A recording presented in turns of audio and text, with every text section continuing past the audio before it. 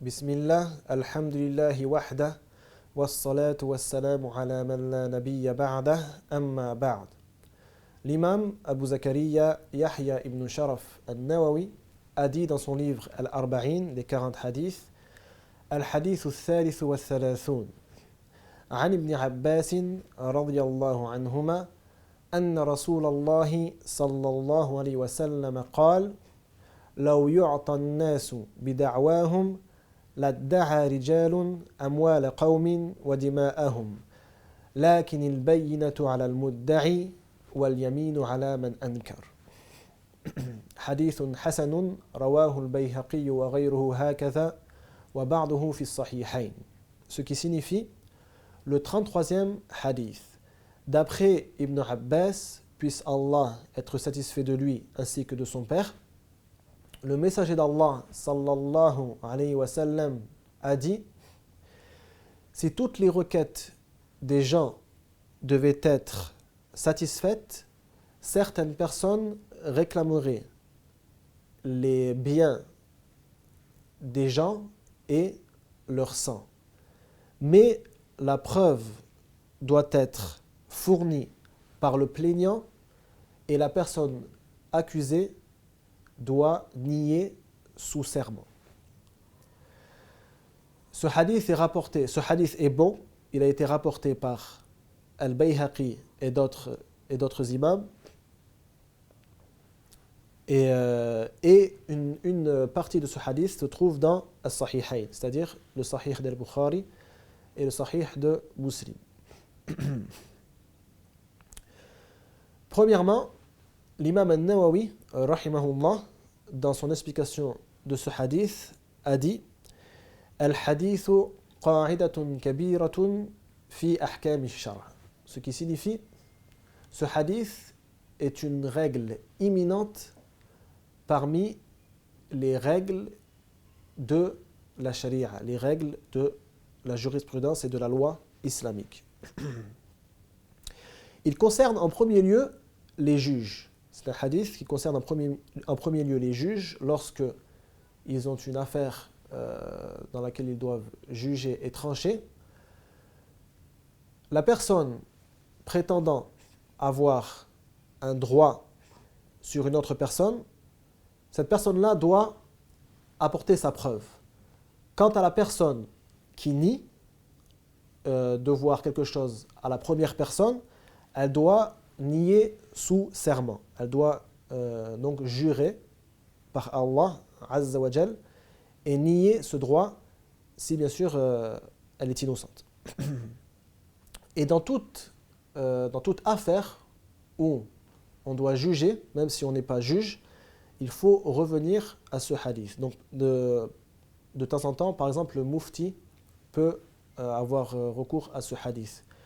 Et dans ce qu'on appelle at-tahkim, c'est-à-dire si des gens, par exemple, dans une tribu lointaine, dans le désert, ils n'ont pas de juge, ils ne peuvent pas revenir à des autorités compétentes, ils doivent désigner un juge et les deux parties doivent être d'accord sur le fait que ce juge tranche dans l'affaire et le juge doit opérer et doit œuvrer avec ce hadith.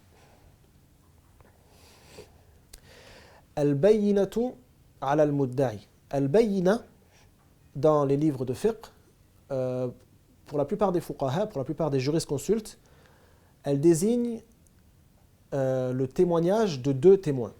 En général, c'est ça qui est voulu par Al-Bayyina dans les livres de fiqh. Mais en vérité, dans le tribunal musulman, c'est plus général que cela.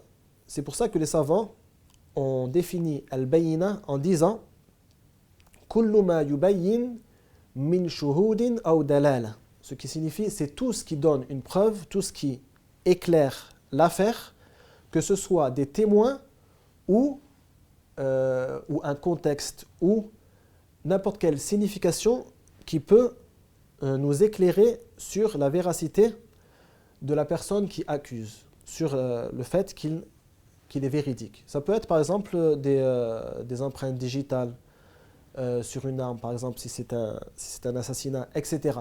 Donc ce n'est pas seulement le témoignage.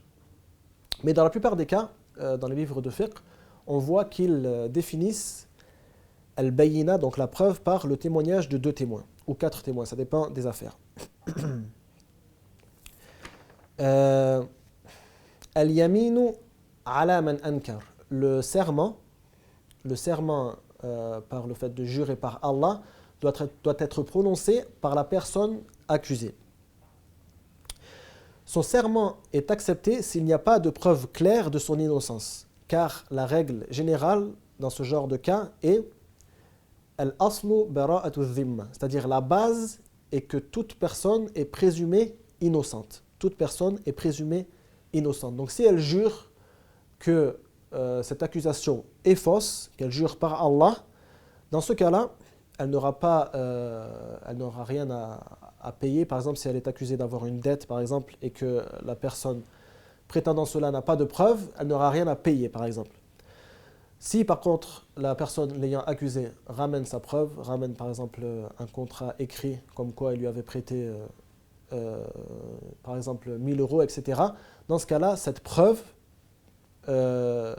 doit être considérée par le juge, et il juge selon cette preuve.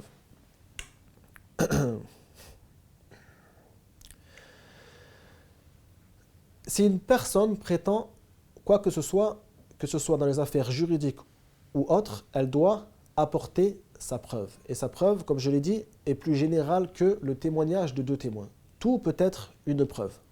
Pourtant, il y a des exceptions à cette règle. L'imam al-Nawawi, puisse Allah lui faire miséricorde, les a mentionnées dans son explication des 40 hadiths.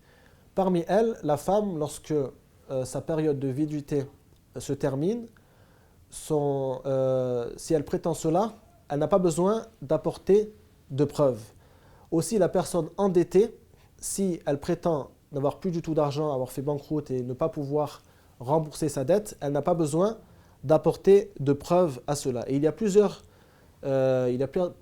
affaires similaires qui n'ont pas besoin de preuves lorsque la personne prétend une chose. Wallahu a'lam.